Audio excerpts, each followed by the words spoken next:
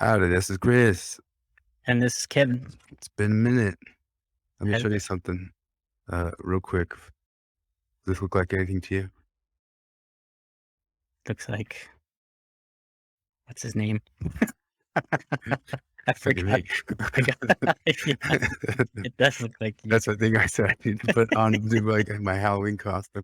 Yeah, I was trying to think of something snappy to say, but Not renaming the channel. I should call it Dopey or something like that. yeah, But I just don't want it to be under my name, especially as we get into topics like we're talking about today. It's only been under my name because the people might be able to find it by looking at my name, but I don't want to keep the show under my name, especially if we keep being all salty like we do. And plus, on top of that, it was never meant to be just me. It was always meant to be me and Kevin and Flip and whoever. Flip and I call our podcast Love's Lost Ambassadors because that was an old band we were going to call. He had that name for a band a long time ago. I think it's a good name, but well, remember our band name? what when our old one, Yeah, the one no, we were the actually one that me and you never started. what was the one we never It was started? the swashbuckling a-hole. Oh yeah, the swashbuckling. We were in an actual band. We called it. Well, we didn't name that. That was always the other Yeah, guy's name. But I haven't named any of the bands I've ever actually been in. I have a bunch of imaginary bands with like my other buddy that we wanted to call it Freaking Domingo, oh basically yeah, being on our mission. And yep, you and I always used. I remember the swashbuckling. That was all the way back in high school, wasn't it? yeah, I think so. But It was either then or when you and I got home from our missions, we kind of started jamming with a buddy of ours, and then with your cousin, I think. yeah, my cousin is actually I believe, a real deal queer theorist nowadays. Oh, is that You right? know, I used to talk about Foucault a lot. He went to graduate school in it. I think he ended up in New York Yeah. being some sort of TA about it or something like that. He's the one I went and I got firsthand experience years and years ago in the basement of Sam Weller's downtown Salt Lake, Mm. sitting in queer readings.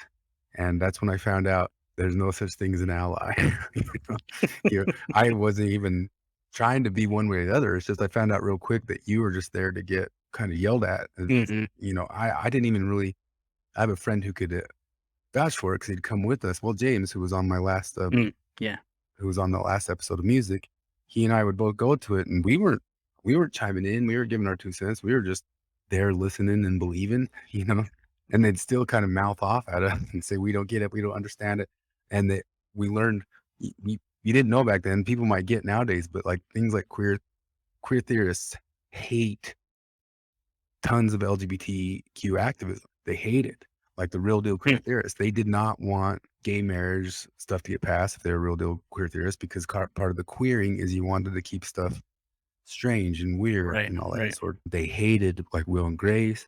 They hated Brokeback Mountain. Mhm. This kind of puts the time frame of what we were talking about. Because They it's like hate Rent because they they hate think it like was. stereotypes and stuff like that. They hate the stereotypes and they hate that the mainstream media took it over, annexed in their Mm. thing for Yeah. profit. Right. You know, the stuff that I'll actually kind of point out and criticize it, or maybe Bojiar will. We're not gonna be talking about race today, but I want to start off with, okay, you ready for this? Mhm. You sure? I'm always ready for Jon Stewart. And not the problem with white people. I'm gonna stop for a second and pose so you can get your memes out. Okay, there we go. We will meme that. Get a good Mm. picture. For however sincerely we want to reckon and listen, the truth is America has always prioritized white comfort over Black survival. Black people have had to fight so hard for equality, they've been irreparably set back in the pursuit of equity.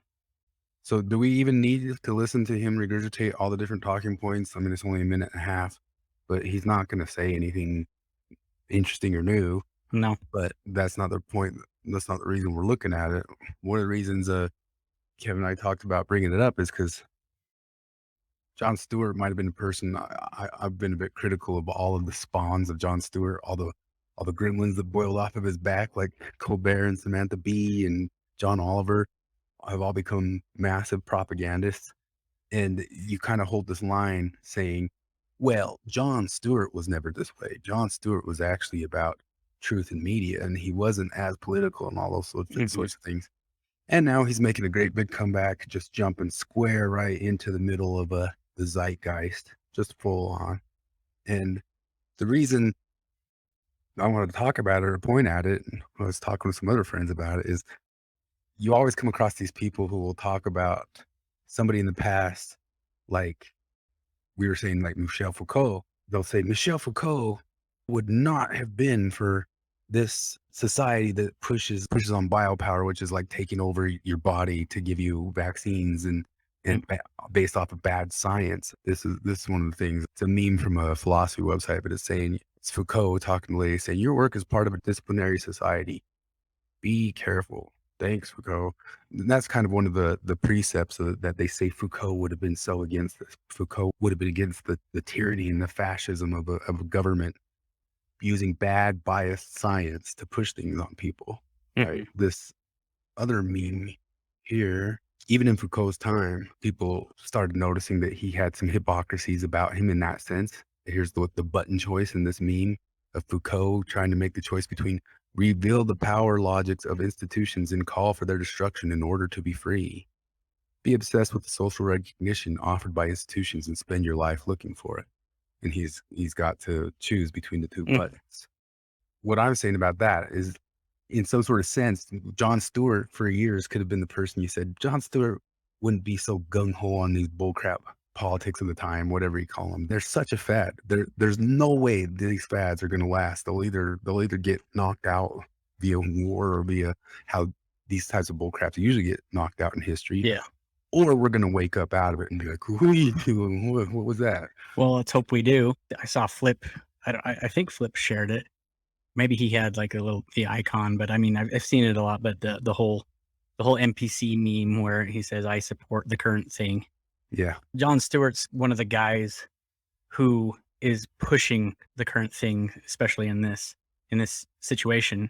It seems like to me like all these propagandists, these talking heads that are grifting off of the zeitgeist, the current thing. It makes me think of, and I've been swallowed up reading The Lord of the Rings, but I've been thinking a lot about that whole concept. That's trash. Just don't read that. Keep going. Sorry, I didn't mean to cut you off.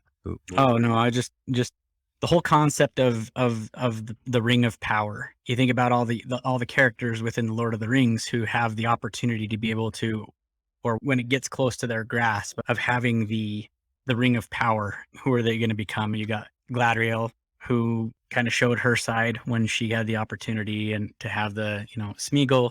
He was also a hobbit, but the hobbits didn't really ever have like lust for power. It was kind of more just their selfishness, I guess, is kind of what he wallowed into. It's interesting how these kind of things will reveal when somebody gets into a position of power or prominence. I mean, and that's the whole postmodernist claim, like where would Foucault be? That's my question. Where would he be right now if he was still alive?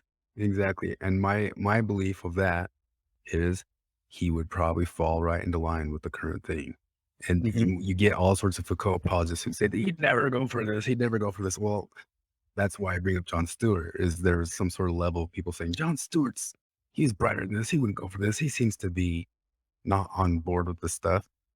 And that same sort of deal happens. And I hate to bring it up, but I'm going to bring it up because I've always wondered the same thing about Martin Luther King, and I've frequently made the point. Some people say you either die a hero or live long enough to become the villain, right? Martin Luther King has a lot of people who are all around him who over the time, all the way from like Jesse Jackson to who was the guy, Joe Louis, who died in Congress. I mean, they all became certain types of grifters and would keep going on with whatever was in line with the current thing of activism. But the joke I was going to say that I frequently make is if you want to make an argument for why Martin Luther King was a commie socialist, I don't make that argument, but I can point, I'll drag you up a few 100,000 or a million leftists who will make that point for you. And I bring that up all the time because in the ex-Mormon world with Ezra Taft Benson, you'll frequently have people say, Ezra Taft Benson thought MLK was a commie. And I go, well, I only have to bring a few million leftists up to make that point. I do believe that in his lifetime, he held strong on the liberal line. I think he 100%, there's no evidence. The evidence is completely in line for that. Watch Sitch and Adams episode where they go over that. It's just, I wonder if he'd lived long enough, the same way we're saying Jon Stewart wouldn't go for this and here he is going for it. I'm more than positive Foucault would go for all the, like, he'd been right in line. He'd been the first in line getting 25 vaccines stuck right in his butt, Mhm. you know? Which reminds me of, and I think we're probably going to bring him up too, but our good friend Noam Chomsky. Yep. Noam Chomsky, the supposed anarchist, and then as soon as like it's for your safety, or the same stuff that Mhm. the certain other bad guys in history would say it was for. Mhm. I don't think I can say their names, but Mr. should be able to Mr. say their names. Anarchy. Yeah, Mr. Anarchy, and then next thing he's saying, let's give into this corporate fascism about every sort of concept that has to do with green or has to do with They have our controlling best people's interest at heart. lives for yeah, and Yeah. the biopower, as Foucault called it, biopower was control over your body.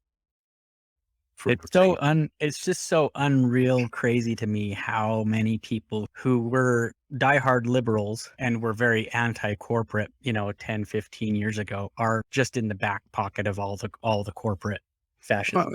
And they're going along with the corporate fascism, and they're going right along with screaming for World War III. Mhm. It was just a couple of years ago that they were saying, let's not let Trump push us into World War III. Now they themselves are screaming for it. I just saw a post earlier today of a guy saying, just regurgitating the current thing of, we need to support the no-fly zone and start the World War III. And this is a good episode by Razorfist. A lot of people. Well, and I was going to point out him too. I just as on the other side of the aisle, am surprised to see how many people who are historically conservative who are becoming like anti-corporate. Oh yeah, yeah, that's for sure true. But so far, now that it's gone to the Ukraine thing, the neocons have gone right back to neoconic. So those Yeah. are the original people I didn't like. Yeah, But that's true. And that's the thing. It's like, who's got the power right now? Who's in the driver's seat of the hegemony? yeah, At the moment. And we've talked about it in the past too. And I've been thinking about this as well because I had actually started reading the book, The Never Ending Story as well. Because I'm interested in the archetype and all that. But like you and I figured it out. I don't know if I've ever heard anybody else point out the fact that as soon as at the very end of the stinking film, Bastian gets to have all his wishes and all his stuff, the first thing he does too is resort to tyranny. yeah, you That's what pointed that out to that's me. That's your observation. That's a great observation too. It's one of the best ones. First thing he does is he goes and gets revenge. that's it. There's a lot of people who've thought that, like, so much of what we're dealing with in this world is that all the little tech nerds in history who were the nerds during times of revenge of the nerds in the 80s Mhm. really did get the power, and this is them trying to take out their anger on the entire world about that. Right. But this is a good episode. I'm not gonna show any of it, but a Razor Fist just talking about how the Mhm. next thing, the next thing, the next thing, and then Right. people just jump right in line with the message. Yeah, yeah, and it usually comes on a month-to-month basis, Yeah, it's going about that fast right right? now. Well, I mean, what month's this month? Yeah, no doubt. I mean, And I guess we don't have anything, so it's Stand With Ukraine month. April's coming up. I don't know what it is, but it's gonna be. I wish we had like the Wheel of Fortune wheel, to put it. we wouldn't be able to guess what it is though all the time. I mean, nobody would have guessed it would be Ukraine fighting, Yeah, right now.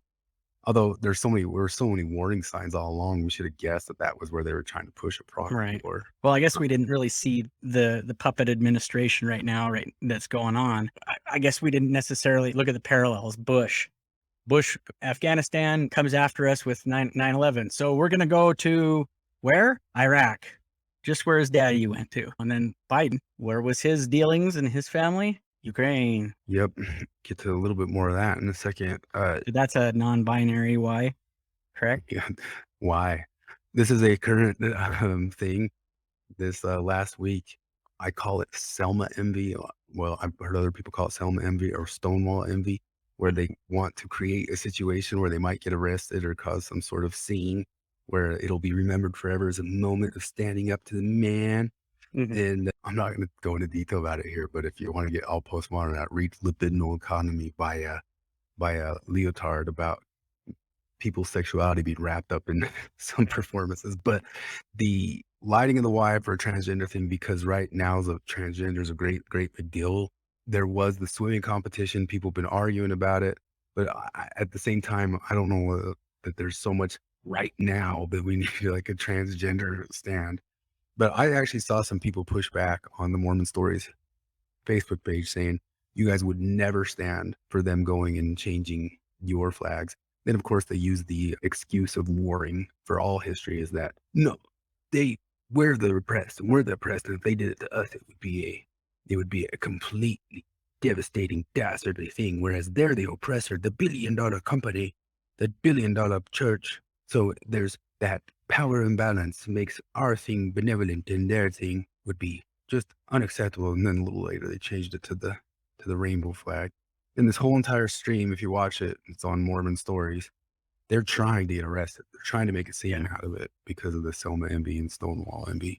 Right. We could highlight the whole what's been happening, and I'm sure everybody's been hearing about the fact that Supreme Court Justice Ketanji Brown.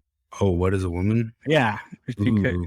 that's the thing, posing the question to Supreme Court Justice just to define the basic idea of what a woman is.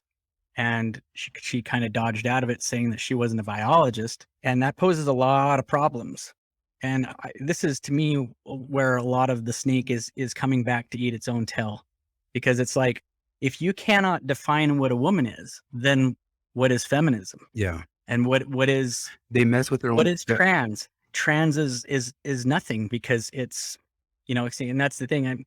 Who wins in all this situation is the queering. That's what ends up winning in the end, in that, if you follow that to its logical conclusion, or I don't know if there is a logical conclusion, but because you always, because it just ends up into chaos. And well, I'm going to show you 2 examples of that. These are 2 different examples of splainers, people who want to come onto debate scenes and try to make logical sense out of it. And they don't realize that the side that they're fighting for doesn't want to make logical sense out of it. And it's right in their own theories that they don't want to make logical sense out of it. But to get back to Foucault, this is a whole debate. It's pretty old. It's like a year old. Hunter Avalone, he was a YouTuber, kind of right-wing YouTuber who got married and all of a sudden came out and said, now I'm a complete simp for the left, and they're going to take up all their talking points. So these guys have a debate, and this whole debate is about transgender stuff. It's just an hour long. It's worth watching. I'm not even going to show a clip of it. I'm just showing it. But what I want to highlight about it is, if you listen to it, he's very, very sure that he can make the case through studies that he's read and through studies that he's seen and probably misinterpreted. But there's a Foucauldian problem with that. The Foucauldian problem is we do not have enough studies to know anything about this stuff yet. He thinks that we can. You have to take into mind the Foucauldian thing, the different views of what transgenderism was 30 years ago versus what it is today. You have to also understand that you don't have good data. And that's one of the big things that Kevan and I constantly talked about during Kofi times. The data was rubbish. Rubbish in, rubbish out. That's this old saying that goes into science. And so many people wanted to act like they were talking to science and had the hard science about info you could not have yet. Yeah, it was, I'm not a statistician, and I'm not to digress too much into the weeds on that, but my whole thing is that, like, there was a absolute conflict of interest with the COOF and with incentivizing hospitals on their numbers for COVID. What the heck was that? I'm not a statistician, but I know that screws data up. Yeah, there's the bias. That's a Foucauldian point, and it's one of the only areas where Foucault made good point. And that point should even be taken into account when we're even doing things that are pretty universally seen to be good science. That bias gets worked into it.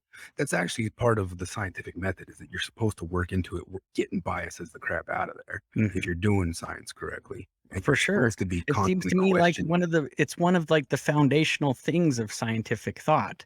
Yeah, and it's like, what the thing about it, what's so unscientific, and again, I'm digressing here, but this is a big point that I've been thinking about a lot, is the fact that you can't question things anymore. You can't question the professionals. What was the term? Listen to the experts. Listen to the experts, or follow the science.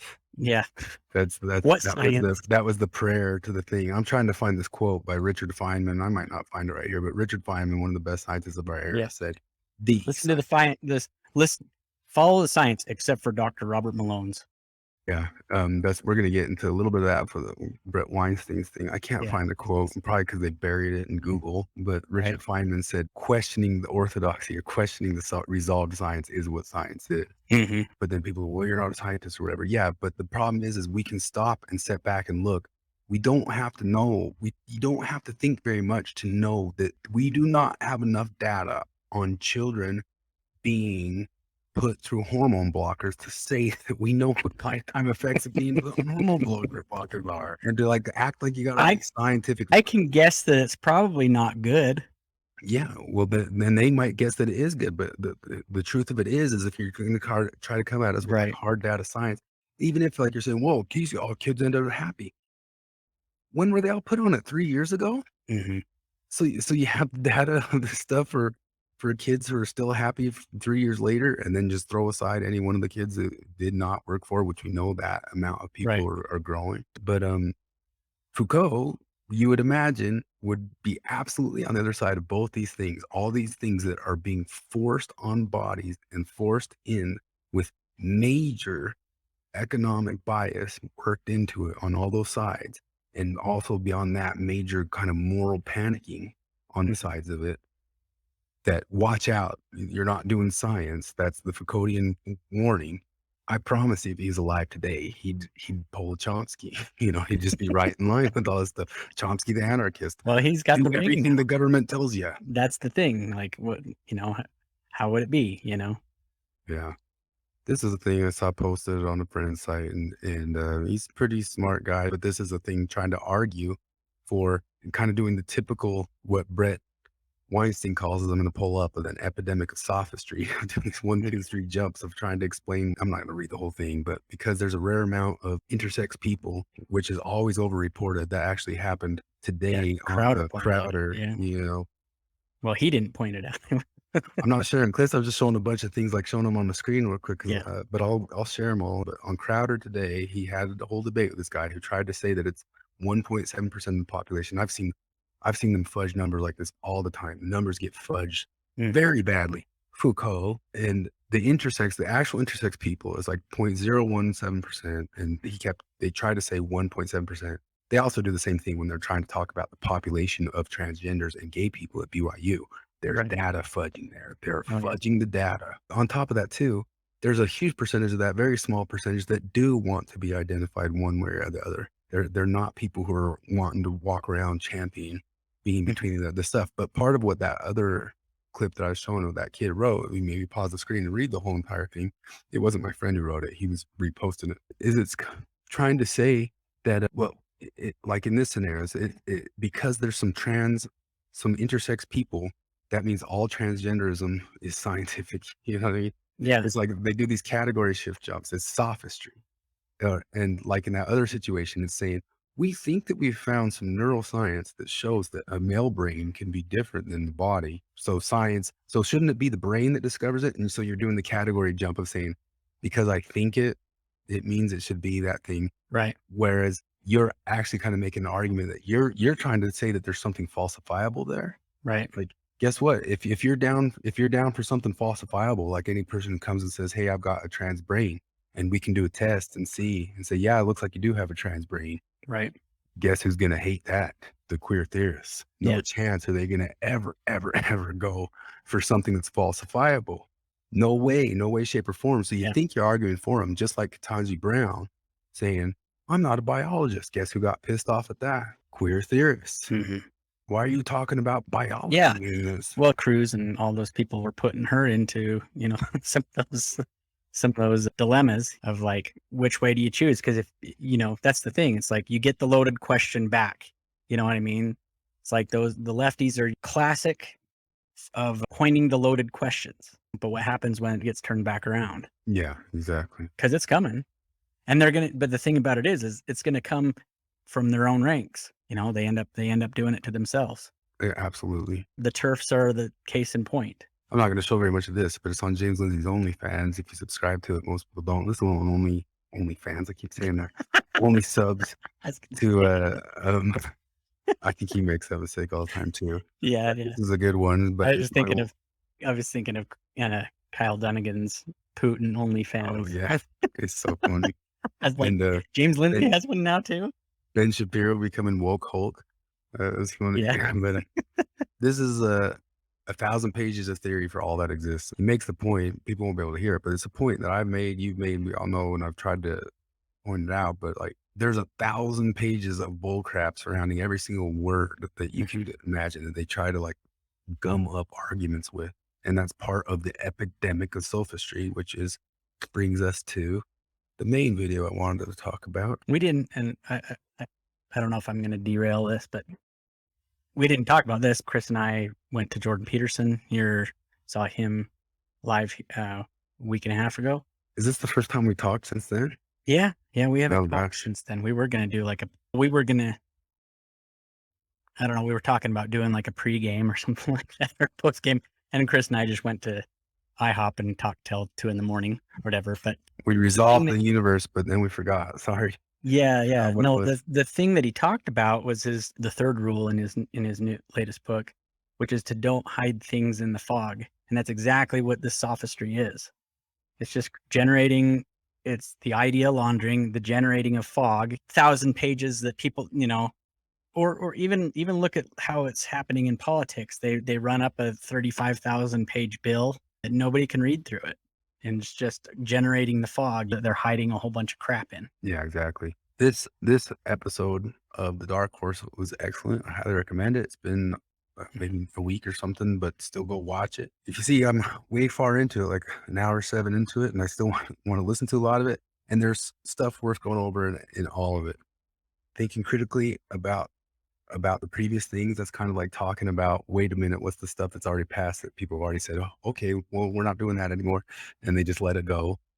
Then there's a part here about meritocracy and the attack on meritocracy. Luc Montagnier is a guy who did some work around discovering HIV, and then he's one of the persons who came out saying that HIV didn't cause AIDS, which was a flip on him. And some people started calling him schizophrenic and whatnot, and they talk about how there's people when they get to a certain level, like that guy, like Robert Malone, and then sometimes when they're talking against the thing that's their own discovery, that you can try to act and think like they're as crazy as they are or might be or might want to be. When they've hit that level and they've done several different things besides just that one thing, and they're talking about something, it means you stop and listen. There's no getting to just say, oh, that guy's crazy, and moving on just because some pundit told you that. And that doesn't mean they're right. It doesn't mean they're wrong, but it does mean that you don't get to just brush them off. So then Bret talks about here about the hypothesis that mice that were being used in tests for human medicine and stuff like that were broken. They were broken because you kept selecting for stronger and stronger and stronger mice, the ones that survived. So they had longer telomeres, which made them the telomeres are things that like give you like longevity, like Right. you young and all that sort of stuff. So their telomeres got longer and longer and longer because they kept selecting for stronger and stronger mice. So the mice were broken, and he talks about the pushback he got at pointing that thing. And then by the time the pushback became obvious, they all said, we all knew that. We all always knew that. You know, like there's a sudden switch to the kind of kettle logic. And then Right. talking about then the surprise switch back to the leak hypothesis and all that stuff. And then he ties it into the Hunter Biden laptop thing and how that was once misinformation, and then it turns to malinformation. What's the difference between misinformation and malinformation? In 10. Yep. But then they get into transgender stuff here, and this is where we start listening. Uh, I should listen faster on them. Born and went through puberty, and indeed competed in swimming competitions. As male, just won one or more NCAA swimming championships. So BYU had to change their colors for that. Oh, except it wasn't BYU, did it? So that's the biggest deal in the world. I guess it's the same time that right now that don't say gay supposed bill's passing in Florida where nobody actually read it and said, let's not talk to kids kindergarten through 3rd grade about sexual issues because that's grooming. Oh, the don't say groomer bill? Yeah. So everybody. And now, did you know that they're supposedly banning people off Reddit for calling people groomers now? Yeah.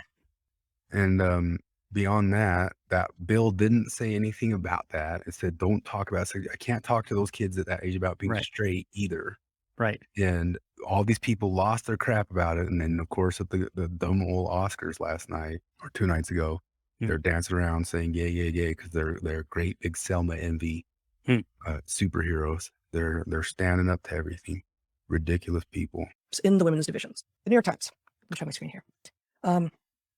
Leah Thomas wins an NCAA swimming title. There, Leah is. Before I say anything more about this, I would like to know what the hell the University of Pennsylvania is thinking and what this person's parents think about this remarkable transformation from loser to winner is really what the transformation is, because there hasn't been that much transformation of the underlying maleness of this person. There's a whole issue that in one of these pictures, I think it might have been this picture, that they doctored it to make the kid look more feminine, add color to the lips and all that sort of stuff.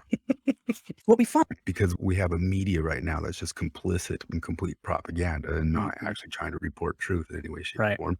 But that's also part of the epidemic of sophistry, because we also have academics that are just special pleading for everything and not searching for truth. Yep.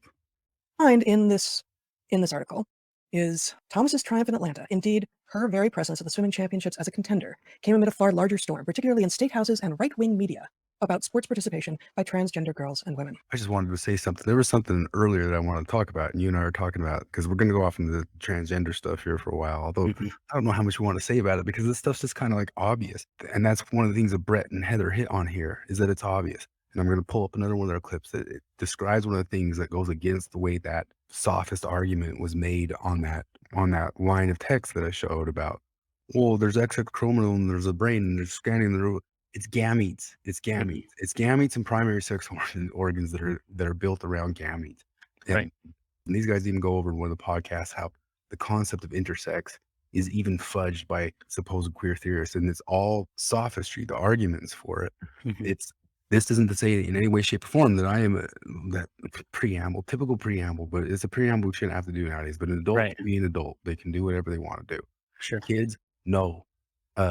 Women competing against biological males doesn't seem fair to me. But going back to an earlier point, Hunter Biden's laptop, turns out Hunter Biden and the Bidens had all sorts of crap in Ukraine, just as you were saying. But I always wanted to point out, because we talked about how all you need to do is take a leftist to get an argument for why MLK was the socialist. Ezra Taft Benson. People always come to me and say, Ezra Taft Benson, Ezra Taft Benson, Ezra Taft Benson. Oh my gosh, we can't even touch him. We can't even get near him. Why? Because he thought MLK was a socialist or a commie.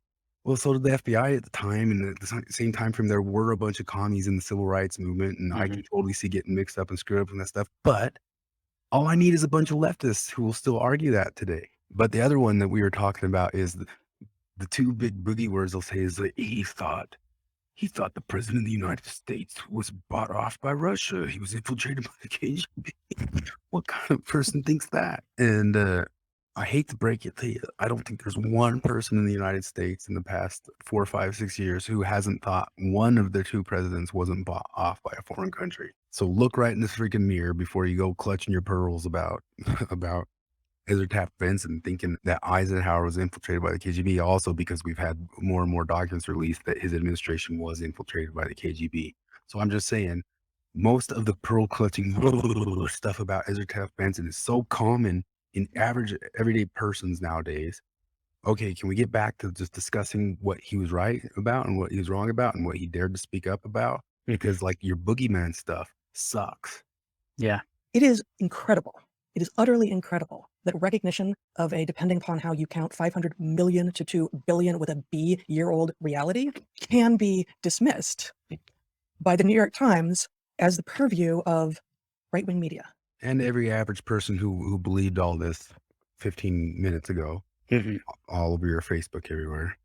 Why? Why were the New York Times, the Gray Lady, is that what it's called? Yeah. Why would the New York Times, which once prided itself on being the source of news for Americans, at least the source of print news for Americans, pride itself on abandoning all reason? And I mean, the binary nature of sex in our lineage, which is at least 500 million years old, is recognizable by everyone. It is recognizable even if you're a cat who doesn't have all of his parts anymore. He's still a boy. Yeah. He's still a boy. And We're an upside down man. this, oh, sorry, I didn't realize I was still on, but you can keep me on here, Zach. Let me just read one more excerpt from this New York Times article. Thomas, again, born, went through puberty, competed as male. Thomas and her rise, though, forced the typically plodding NCAA to grapple more quickly with a subject that scientists are still examining. and its consequences for sports competitions. Comprehensive research in athletes is still lacking, but early studies suggest suppressing testosterone in transgender women decreases muscle mass and hemoglobin levels, reducing how much oxygen can be carried through the bloodstream. Most of the changes occur within the first year of hormone suppression, but transgender women may still have more muscle mass than their cisgender peers even after 3 years. As some insist that no amount of testosterone suppression can undo the physiological changes linked to male puberty, like taller height and larger hands and feet, others dispute that transgender women have a built-in advantage and have argued that inclusion should outweigh competition. Inclusion should outweigh competition. Equity. There's all this stuff that's like, what stuff are people prioritizing? Like it scrambles up my brain, you know, like who are you harming? Well, these guys might commit suicide. Well, so might a girl who didn't get the thing that she worked her whole entire life for Yeah. and you missed out on. I mean, it just doesn't make any sense. Should outweigh competition. This is sport. If you want to go swim with your buddies and there's some question about whether or not you want someone to participate, Or what if a girl accidentally said, hey, I don't think that's fair, and then suddenly gets mobbed by an entire mass of nuts, you know? Yeah. you can talk about whether or not, in this case, inclusion should win the day. But in sport, it's about competition. It's not about, hey, I want to compete because guess why? I know I will win because I'm going to be cheating by competing in that division. So here are just a few. There's abundant evidence here. But I happen to have, you can show my screen here. I happen to have written an article back in 2019, over 3 years ago, for my Patreon that I have opened up. It's publicly available. Should trans women compete against women in professional sports? No.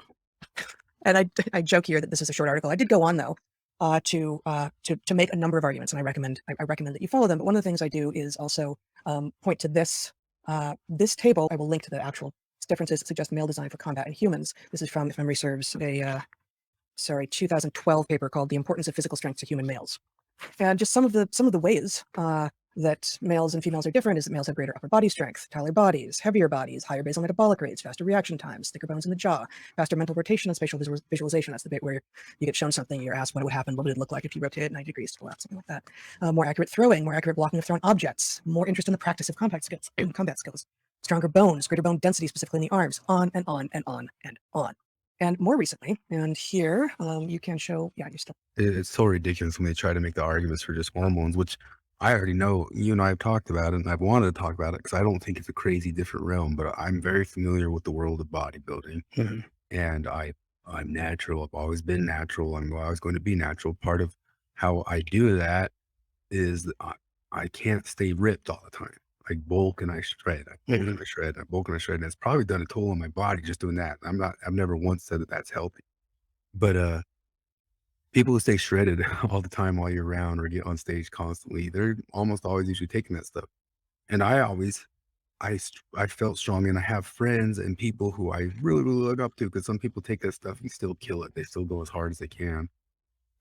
But it's unfair. It was always unfair competition. And I always felt that in regular sports too. It was always an illegal advantage that if you wanted to be on the same playing field as other people, you had to go cheat in a certain way. But I think there's always like a psychological level of it too, especially in the bodybuilding world, that you have a vision in your head that you're something that you're not. You can't be. You're not genetically going to ever be, and you'd do better off. Like I did better off, and I think I felt better off. I competed and I got pretty dang close to beating some juicers, and I was kind of like, maybe I can do it. And I bet you there's some girls out there who are like, I can beat the guy. I can beat the guy. You know, they still might lose and say, well, I still tried to beat him or whatever. The guy. At the end of the day, you still stop and you go like, you come on. On the flip end, this guy, there's so many more advantages than just hormones and just that one sort of thing in that realm. And people can say all the time, well, there's all sorts of stuff that women are, yeah, we could design sports that are around stuff that women are better at than men. There's all sorts of different little tricks to it. It's all about how you set the parameters of your sport. But there are things women are better at than men. Simply put, all you have to do is design a sport that shows that off. Yep. You know? Yep. There's no doubt about that. But there's also, it makes me think about things like weight classes. You can take gender out of it. Even like if you put, let's say, looking at like a UFC or something like that. If you got somebody like, who's the little Irish dude? Conor McGregor. Yeah, Conor McGregor. If you put him up against somebody like Brock Lesnar, how would that turn out? You know what I mean? He's Lesnar's like super huge.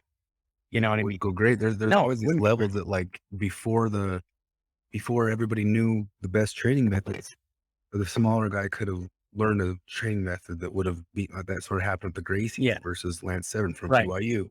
But as soon as the big guy also learns those training methods, then okay, now you're in Right. trouble again. You know? I was listening to Jocko Willink talking about the whole Will Smith situation. He put out an interesting take today, and he was talking about think about if somebody like Joe Rogan was hosting that. You think Yeah. Will Smith would have gone up and smacked Joe Rogan? I don't think so. I guess Chris Rock's not a real big guy, you know what I mean, and he's not a very intimidating guy. Maybe verbally, he could handle his own with his words and his wit. I think that whole thing is just got a lot of baggage tied into it that not everybody gets to see. But at the same time, a lot of us got to see it because they decided to go public with their personal life. Other level of stuff that Yeah. you talk about, but it does tie into the stuff is all these people Yeah. imagining that they can reinvent the world and then it blowing up in their faces in ways that you don't expect, Yeah. which I've been through that. You know what I mean? I couldn't reinvent it either. That's it. And that's taking it back to the Chesterton's fence idea. It's like some of these things are good, you just don't go at tearing down fences and tearing down things But some of them you can't do it. You don't even know that you can't do it.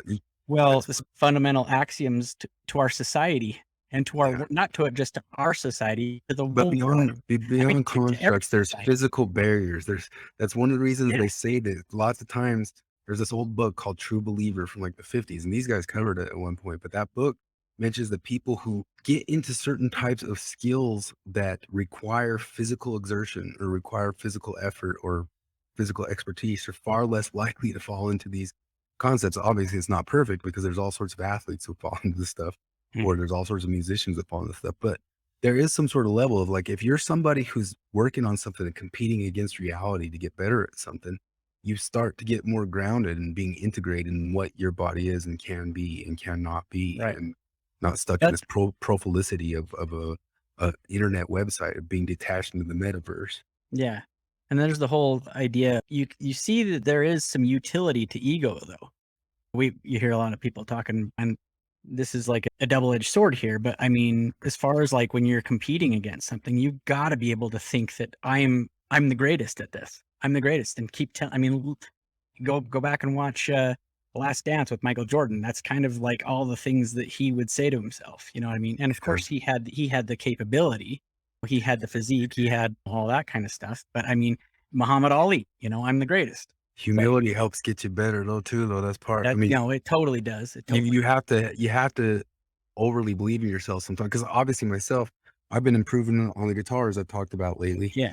And there's been some stuff I've been going back and redoing and getting better at. And sometimes when I go in with my guitar teacher, I wonder if he wonders if I even play any guitar. You know what I mean? Because I'll be sitting there like trying to be like, what is that? That's a 2 and that's a 3 and that's a 2 and a 3 and that thing. And I'm going so slow trying to figure out the two things, but I had to stop and go back so hard. But there's some sort of level that like all these years I've been playing on stages, there had to be some sort of arrogance to be like, I can still get up on stage, even though that thing that I'm going to need to learn in the future, I can't really do yet.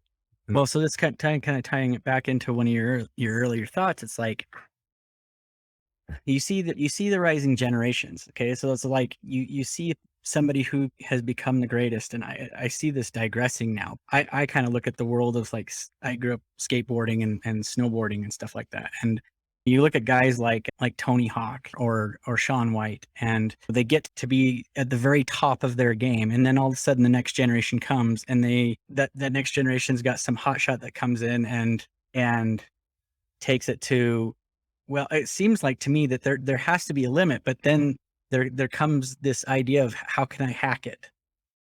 Do you know what I mean? I don't know. I'm an old school snowboarder, and one of my favorite snowboarders was Terje Hawkinson. And he was amazing, but they didn't have groomed out half pipes back in the day. And I can guarantee that like Shaun White, standing on the shoulders of guys like Terje Hawkinson.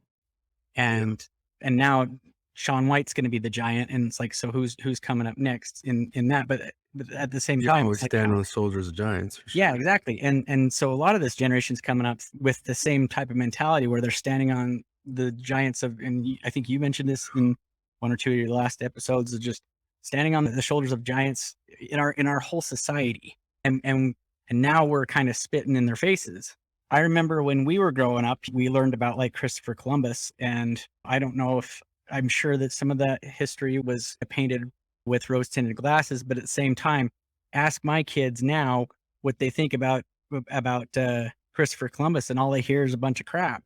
And I'm not here to, Michael to Knowles has defend it. done some episodes on Yeah, why yeah, a lot of that was put out by propagandists who hated him after he lived. right. So you don't even know about stuff from the olden times. Some of this smearing is as old as time.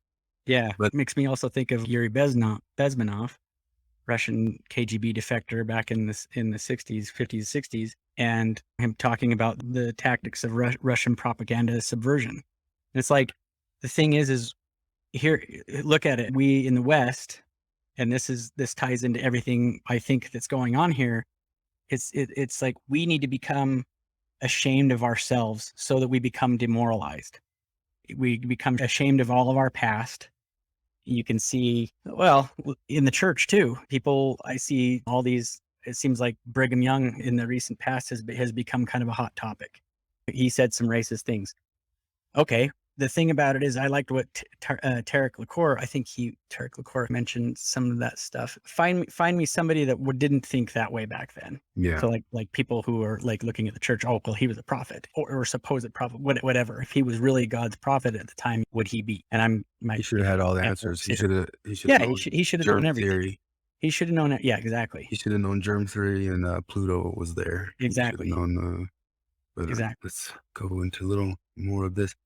This episode, people should just go listen to the whole entire episode. I think this episode is one of their best so far. Like second per second, the question and answer session on the same day, they go into detail about gametes and about how sex is really figured out by biologists when you're not being argued to by a sophist. Mhm. And so much of what James and I talked about in that last episode of music and the race theory stuff is sophistry.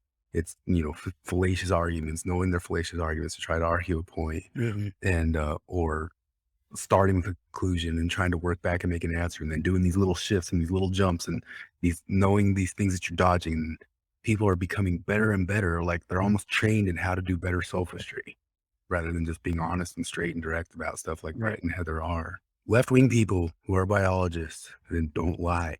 Mhm. Yeah. Here we have this paper published in Sports Medicine I think it went online first in 2020 and it was officially published in 2021. A review by Emma Hilton and Tommy Lundberg called Transgender Women in the Female Category of Sport, Perspectives on Testosterone Suppression and Performance Advantage. A very compelling review of all of the evidence, which finds, to no one's surprise if they are thinking carefully about this, that taking a single metric for whether or not you are male or female, which is to say circulating levels of testosterone at the moment. They keep making those arguments that like, oh, well, all the guys don't win every single time. And it's just such a fallacious argument. You should be able to stop and think for half a second about how that's a fallacious argument. I beat Reuters. I beat some Reuters. I can't beat Reuters. You know what I mean? Like, Right. I beat some Reuters, but I will never be able to beat the Reuters. That's all there is to it. And deciding that that's the thing that you're going to count and use to decide whether or not you're male or female and use to decide whether or not you have any advantage is woefully inaccurate. I mean, inadequate. And frankly, if you were born male and if you went through puberty male and you have recently been on cross-sex hormones but retain basically every other. And this is also true for people who ever once roided. I'm somebody I've never taken any hormone in my life. If people were on the stuff for a while, that even gives them like a building advantage. They skip some steps there, even if they went off of it later. Other manifestation of maleness, competing against women. And that's just hormones. That's just the hormone part in males. She showed you that longer list of like tendon strength and air capacity and all that sorts of stuff. I can't beat males who just for some period of time take extra hormones. Well, I can beat some, but I'll never be able to even get close to beating all of them. Is cheating. That's just true. All right. I've got a number of things I want to add. Yeah. One, we are facing an epidemic of sophistry across every domain. A true epidemic. I mean, it really is. Yep. Yes, that's what it is. It is an epidemic of sophistry. Yeah. Right. And the point is, I hear you making points that shouldn't they don't need to be made, frankly. I mean, look, you can win this argument in one move if you're held to a reasonable standard. Right. Does anything that we do in the medical practice of transitioning males to trans femaleness change the height of the individuals who have been transitioned. It doesn't, right? Or the skeletal structure. Maybe Right. maybe bone But density. my point is even just one parameter. That the fact is, were you a tall guy? Yes. Are you going to be a tall woman? We don't know. Yes, we do. In fact, you're going to be an exceptionally tall woman because you were a tall guy and you're not going to get shorter. I mean, maybe a little shorter, but you don't get a lot shorter. So anyway, my point is, this is obvious, right? This is really an emperor has no clothes moment. Yeah. Is it fair for somebody to go through puberty as male, declare themselves female, have procedures, whatever they are, and then join women's sports? No. Simply no, because one thing we can say is this doesn't fully reverse the transitions that male puberty causes the body to go through, right? It's a simple conclusion. Pre-puberty, boys and girls have much more. It's also why I don't love the argument too, though, of like making trans. I'm fine with trans women, that is biological males who now consider themselves females, compete with males.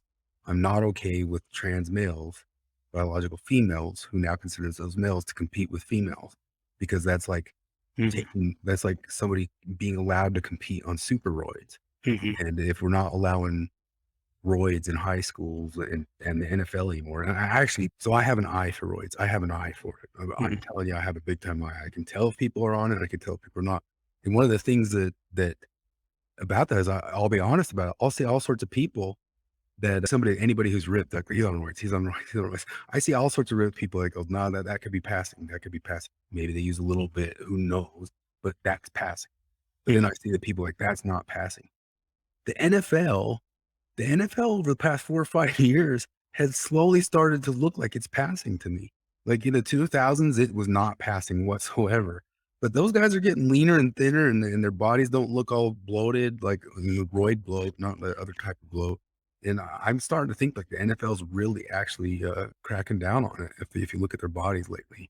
How about baseball? I think all those sports are cracking down on it, and it's actually somewhat looking healthier for them in a lot of different ways. But I don't see the same body. I just think that the quintessential roid body of Jose Canseco. You know, I was in the Barry Bonds. MTC. I was in the MTC when Mark McGuire hit the home run that beat who was the guy before it, Maris or whatever. But they stopped the meeting. We were in one of the large meetings in the MTC, and they stopped the whole thing to show us Mark McGuire's home run. Oh, really? Yeah, I mean, it was a big moment, but Yeah. you know, it all got trampled because of the steroid. More similar, both interests and skill sets. Right.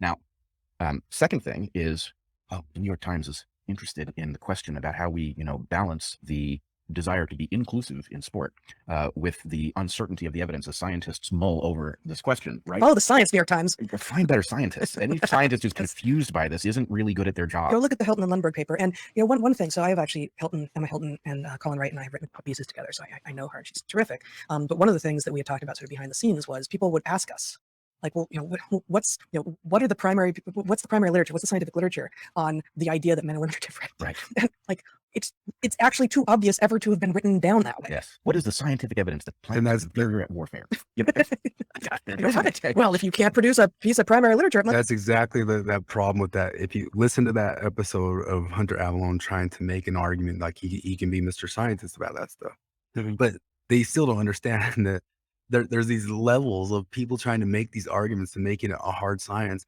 and those go against the queer theorists. The queer theorists are never going to accept your science. If you discover the thing that proves that some transgenderism was absolutely real, they will reject it because it's just completely, it's 100% a phenomenological thing. It's not a biological thing in their brains. But yeah, I mean, science goes against queer theory like altogether. Exactly. And they know that. I mean, you want to take it all the way. Take it all the way, man. Like, there is no science to a queer theorist. Yeah, exactly. And and they use Foucault to say that. And then this is the other thing too, is when all this stuff is obviously getting trampled by bias from a scientific community that's biased and going off of bad data, would Foucault speak out against this? The big thing that he felt he was a big galaxy brain for discovering and pointing out, like if we were even talking about something like the science of war or whatever, no, I guarantee you if he was alive today, he'd be like, nope, go in line with that science. That's the science. Let's not be Because those activists will side on whatever forwards the activism. That's it. That's it. It is consistent. People say it's hypocritical or not a consistent worldview. No, they do have a consistent worldview. Whatever forwards the activism. And usually the people going and trying to make arguments from, using sophistry for those people, they're just being useful idiots for those people. And they'll toss them to the side too, as soon as their argument goes against their theory or goes against their activism. So, the New York Times is wrestling, it is grappling with the question of inclusion versus scientific certitude. Right? Oh boy, are they wrestling. Which is total sophistry, because I would point out that the very nature of women's sports makes clear that inclusion is not the goal. Right? Why are men not ordinarily included in women's sports? Right? Because there is a value in having sports in which women can actually compete on a level playing field with other women and not face the biological disadvantage that sexual dimorphism has exposed them to. What about the woman who came in 4th in the race that Leah Thomas won? Right. Why isn't she included on the podium where she belongs? Exactly. Now, you asked a question about what Leah Thomas's parents think. Yeah, I did. In general, I don't love that sort of approach, but in this case, I really do wonder, actually, legitimately. Well, I found myself in a different place on this start, which was wondering about Leah Thomas. And here's the point. Let me just be clear about this. We have said many times when we have discussed transness on this channel that we do not regard transness as inherently a malfunction. Right? There's too much transness in too many populations, and there are longstanding traditions about how it is addressed. Now, that is not to say anything about medical transition or anything like that. However, or the rate at which it is prevalent now in the West. Right. Which could be the result of all kinds of disruptive influences. But it is not inherently malfunction. Okay. But here's the point. What does it say about a person that they go through life male? They go through puberty male, right? They go through competitions male. They go through competitions male. They then, let's say that they genuinely feel they're born in the wrong body. Fine. Do they not look at their victory in a competition like this and feel embarrassment? Right? The point is, look, okay, so you're trans. Why are you picking a realm where you have an advantage from your having transitioned rather than having been born in the other body? Why wouldn't you pick a realm where you're not? Because it forwards that's the queer theory thing. It forwards the queering of the categories. It forwards the message. The message. They're supposed to culture jam. That's why they become important, Could you imagine if Bruce transitioned back in the 80s? Oh my gosh. Well, that'd have been awesome. If he transitioned and still beat all those men, I'd have been like, all power to Well, you. yeah, but he wouldn't have been in the men. He would have been. But Bruce Jenner, Bruce is again. Well, I guess he's Bruce. What does he go by? Oh my Caitlyn. gosh. Yeah, I only hear that from Kyle Donegan. Yeah. He's against all this stuff. He's Yeah, I know. squarely against it. Or she is supposed to be she. I'll do that for whoever the sort of person asks it if I remember it, and if they don't get mad if I make an accident. I know some transgender people. I've worked with some transgender people that are super nice. Everyone I've been nice enough to ask them what they would prefer. Every single one I've asked in person was completely nice about it, completely nice and completely open. Mhm. Two of the people I asked directly said, whatever. They didn't want to make a deal out of it. Yeah, I have a family member who is, and he's great. As far as Yeah, if they're adults and they're doing it and they're going for it and they're not going to be queer theorists, and that's who I don't like Yeah, is queer they're theorists. not going to be an activist about it. I wouldn't even say like the average queer theorist, the ideas of queer theorists, because my cousin's a queer theorist and I like my cousin. My cousin's great. We've grown up around each other. He's been nice to me in adulthood. I've tried to be nice to him. He might be upset at me, although he never said directly that I got off of bandwagons of chances to protest the church and queer the experience and all that sorts of stuff, because I squarely land on the side of the Mormon church. I squarely land on the side that Mormon church, but in general, is a good thing. I squarely land on that side. I do not, I'm an ex-Mormon, and I do not think the Mormon church should go away. And I do think if it went away, it would be pulling the plug out the drain even worse than it's already been pulled. That doesn't mean I think people have to be Mormon too. If people want to leave Mormonism, they can leave Mormonism. Yep. I'm probably not going to find another thing. I was going to try to hit part, but it's a good rant. It's a good long rant about epidemic of sophistry.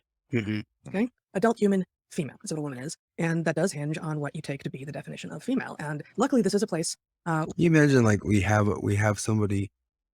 So I have objections to Ketanji Brown going into the Supreme Court. And my objections are that she obviously hints towards being down with critical race theory, and that she paid heed to this.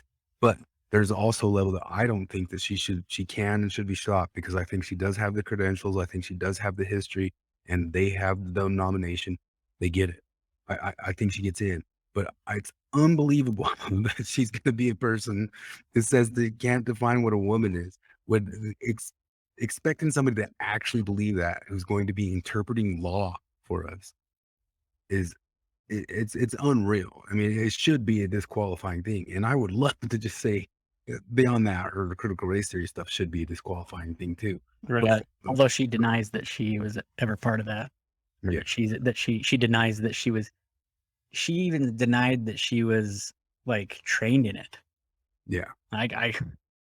She's She has a bunch of history. They showed where it started. They showed her some clips talking about being friends with Eric Bell and being impressed by it and this and that and the other, and it's all whatever. Yeah. But they have the Hong Kong presidency, and they have the House, and I mean, not the House. They have the Senate, and that's just done deal. So there's nothing much you can do about it. But how ridiculous! Like, how do you interpret law and not know what a woman is? Yeah. But we all know that she knows right what a woman is. I bet you she's not that hard on the queer theory stuff, even though she is on the race theory stuff, because she's supposedly like a Christian. I believe that part. I think there's all sorts of overlap, that there's all sorts of people in the Black world who are completely Christian, who do go in line with the critical race theory stuff. But then when they hear this queer theory stuff, they go, what? Yeah. You know, and Where biologists know a thing or two, the answer is not complex. There's lots of complexifying things around the edges, which I'm sure we'll get to talking about. But the fact is that the female of a species is that individual that can or will or has in the past produce eggs. the gametes thing, if you get any sort of person like in that one thing I pulled up earlier, they'll skip that over. They won't talk about that thing. And that thing is just, it's the starting point. It's the starting point, and they'll always jump like Colin Wright. I'll pull up just a little quote by him right at the very end. But Colin Wright is he's a biologist, I believe. I know he's a PhD in this world. I think it's biology, but he goes off on Twitter. He's been on Colette and all that sort of stuff, and he talks about the starting point is gametes, and the primary sex organs that are created to house those gametes.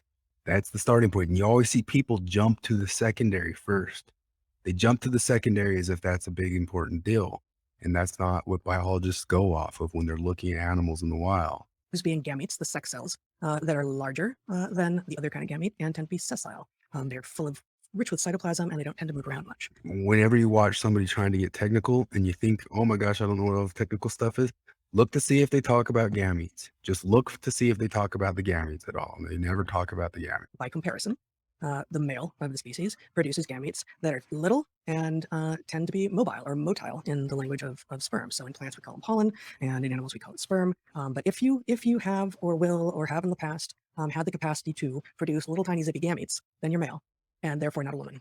And if you have or will or have in the past had the capacity to, or could have had the capacity to, absent some other problem, produce larger cytoplasm-rich, largely immobile gametes, then you are female. And thus, if the other two things apply, if you are both an adult and a human, you're a woman. So a number of things. One, if I wanted to, I could throw all sorts of challenges at the definitions you just gave. Please do that. Well, this would be an exercise in sophistry. And I think once again, we have to recognize the central question here is one of sophistry. Right? The whole idea that we are somehow compelled to define woman, a term that everybody knows the definition of, right? Mm-hmm. And a lot of people are now pretending they don't. But the point is that we get dragged into this is the result of sophistry. Now, I think it's very important that we actually respond in this case because of the claim that it's because I'm not a biologist. Anyway, I'm not arguing any of this is important because we all understand exactly how you deal with that ambiguity under normal circumstances if you didn't have enemies trying to cloud the issue. So my only point is we are being dragged into a world of sophistry. Somebody being dragged into a world of sophistry has the right to simply refuse to participate. And that right will be abused. Many people will refuse to answer questions that we pose about important things by claiming that we are engaged in sophistry. They will be wrong. We don't engage in sophistry. But the point is, in a world of landmines, this answer that actually, okay, if we're going to get technical about what a woman is, then maybe we ought to bring in a biologist, strikes me as a reasonable answer to the question, as much as I would have preferred her to say adult human female, right? I would prefer it. But I think, for example, I saw Eric tweeted, Eric, your brother. Yes, tweeted a response to this. And his point was basically the one we are making. This is not a difficult question. But he included in his definition an exclusion for intersex people, which is absolutely unnecessary, right? I understand why he did it, right? Because there can be ambiguities that blur boundaries. You and I would point to gametes as the defining characteristic, and nobody, as far as we know, produces both gametes. But even if they did, right, that's not inconceivable. Even if they did, the point is these nuances do not change the fundamental definition. And I would point, as you and I taught repeatedly when we were professors, the fact that you cannot, you've got a mountain, you've got a valley. At some point, you've gone down the mountain far enough to be in the valley, but there's no way to define what moment that is. Does that mean mountains and valleys are a social construct? No, the river's in the valley. It's not on the mountaintop, right? So Yeah, this category though is a hell of a lot less fuzzy than that. As I have said many times, many places, written many essays on this. And as we have talked about, as we have written into the book and all, gender is the software to the hardware of sex. Sex is binary, and yes, there are some mistakes in humans. Mistakes, developmental Well, you can't say that. mistakes or genetic mistakes. But just like having zeros and ones in your machine code, and then occasionally having missing data or a question mark doesn't render it non-binary. Sex is still binary. Gender being the software of sex means basically the behavioral expression of sex. And are there lots of do I have a lot of gender nonconformity? In part because I grew up with a dad who did a lot of stuff that I thought was really cool, and I wanted to do the kinds of things he was doing. Yeah. Does that in any way call into question whether or not I'm either a woman or a female? No. Well, it makes me perhaps less feminine, which might be the gender description of sex stereotypical traits, but that's fine. And that says it's one of the issues that Colin Wright pointed out. Flip and I talked about it as the Disaffected podcast. Joshua Stokely talks about it too. Is that they've kind of changed gender into like a soul, like some sort of a soul issue, like it's a duality thing. But it always lands on what is female and what is not female. Is the stereotype of what is a female and what is not a female. Like they engage in stereotyping. Absolutely nothing about the underlying reality of whether or not I'm a female or male, woman or male. But you are hearing me say something that I'm not saying. My point is those rare exceptions exist. Even if they were common, it wouldn't matter. It is not necessary to include an exemption for them because the definition works as is. And my point would be, this is true for many things for which we have definitions and are not falling all over ourselves to make these, excursions into sophistries. Just the last little, two things. First, I was going to show this. Another thing about Zizek. Zizek always comes up. And I think Zizek's the same as Foucault or Jon Stewart, the same point. Is this is the structure of a Slavoj Zizek essay. It's hard to read. It's kind of blurry there, but I'll just read it out loud. Remember this Looney Tunes bit? It's a bit like this obscure event from revolutionary history, isn't it? It's all because of this thing out of Freud and Lacan, but not the stupid, obvious interpretation of stupid left-wing activists believing because they're stupid. Stupid children. You can also see the same thing at work in this current event that everybody's talking about. Surprisingly, the most revolutionary position to take vis-a-vis the current event is basically the same as the mainstream liberal position. This is because of dialectics. And that's the exact same thing. Chomsky, it's the exact same thing as Stewart. It's the exact same thing. Like they just fall in line with the zeitgeist again and again. None of them ever really stand out as deep critical thinkers in any way, shape, or form. Yeah, it's like zeitgeist groupthink. Yeah. The current thing. And even if they come up with radical ideas along the line, like I got this revolutionary idea, they always still end up just going right line of the thing. Or you get somebody who comes and says, Foucault wouldn't have stood for this. Yes, he just would have fallen right in line. Vis-a-vis the dialectic. Yeah. Colin Wright, look him up if you want more information on scientific PhD level information. He also got kicked out of college for standing up for this stuff. Not out of college. He was already graduated. It was postdoc stuff. But Quillette, he's on Quillette and he talks about it a lot. He says he's the one who talks a lot about how their versions of what male and female is just a stereotype. But James, he's replying to James here. That's how these Twitter threads read. It's bottom to top. James Lindsay says, one of the most common questions I get asked reveals the problem. It is, how do I call this out without being labeled a something istophobe? You don't. You ignore the label and you tell the truth. All criticisms of any woke ideology, no matter how carefully worded, will elicit accusations of bigotry or something phobia. That's by design. It's how they've attempted and largely succeeded to seal their ideas from all criticism. So we're bigots. That lighting of the Y was not impressed with in any way, shape, or form. And I also don't care if you guys have your flags and have all your stuff in your own yard or your own places. You guys do get a parade. I'm fine with the parade. All that keeps becoming more and more and more, as we talked about. I only start getting irritated with it as you start pushing into every month, and they are pushing into every month, like October and all that stuff, and pushing into everything. Now there's all this stuff about the groomers, and as Lindsay's been saying today, they're pushing into ideas of what's actually grooming. And you'll hear this in the Mormon Stories world. What is actually grooming? is Mormon parents teaching their kids, or even just basic straight parents teaching their kids about straightness or whatever, if that's what they talk about to them. That's been the grooming all along, and we're the anti-groomers, which is another typical MO. And I remember Scott Adams talking about the concept of brainwashing, and that it's obviously kind of got negative. The whole term is kind of got negative connotation to it. You know what I mean? But brainwashing is going to happen. My wife and I were talking about it the other day. She was kind of like, well, the church kind of does brainwash you a little bit. And I'm like, yeah, I'm okay with that. I'm okay with it because just the same way that I teach my little kid, don't go touch the stinking red hot stove. Don't play with matches. Just these boundaries that you set up for kids. And some of them are, you just don't want kids to find themselves getting tangled into something that could be detrimental to them. Who cares about my kids more than me and my wife? You think that the state gives two craps about what kind of interests you have as a kid or anything like that? They do now, but they do because they're trying to get a hold of your kids, and they're trying to pull them away from you. And it's part of the whole Paulo Freire stuff. They don't on the deep level that I guess I'm talking about. Care about. Yeah, do they really care? They care about making them into soldiers for the state. Yeah, exactly. Yeah, they care because little bots for the state. Right. Well, it's my belief that kids belong to their parents, and it's the state's belief that they don't. And that's really absolutely true. If you read into the Paulo Freire world of stuff now, they really push into the idea is that those kids belong to the community, which is an old concept out of all sorts of fascist and Marxist regimes. And I believe those kids belong to the parents. I definitely believe there's a moment where that's worth intervention now, 100%, which we've probably never even been that good at over time when it comes to full-on physical abuse, maybe even certain situations of psychological or mental abuse. But the way John Delane wants to go about defining it, sorry, I'm not on board with you. I think Mormons get to treat their kids to be Mormons. The thing about it But is you guys can teach your kids. Every argument they have can be used against themselves. Yeah. Well, you guys can teach your kids all you want about the trans gay community and all that sort of stuff.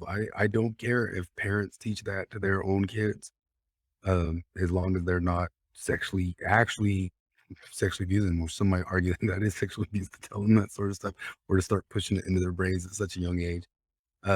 I think personally, as a parent, Yeah, but I wouldn't put it to the level like those kids need to be removed from that house until they're actually like physically touching them or hurting them or that sort of stuff, depending on some sorts of levels. Like if they're showing them pornography and stuff like that. But those are the fringes of all sorts of things that are getting hashed out. And the problem is like, I don't know what side of one way or the other is winning that hash.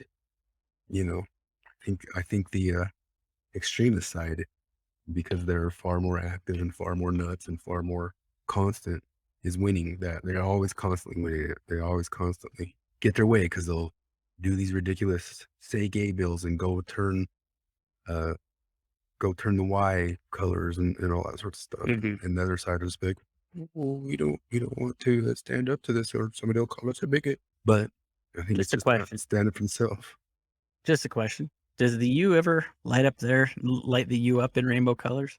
No, I don't think so. Well, maybe they have or not. I'm not sure they put stuff all up over there. That place has been long taken over. But I know, but I'm just saying, there's always. It's not. I don't care about it. It's just like I said. It's just like I said. Like, why do these people got to go push into the sports? It's because they're making a scene of it, and they got to go push into BYU because they're making a scene of it. And once they've got some sort of place, they don't care. Yeah, they'll care about the institutions inside of the place they don't have yet, and they'll go push on those institutions. It's just call it racist till you own it, call it bigot till you own it, call it right. Exactly. That's there you go. Yeah. All right. Let's see if we get canceled.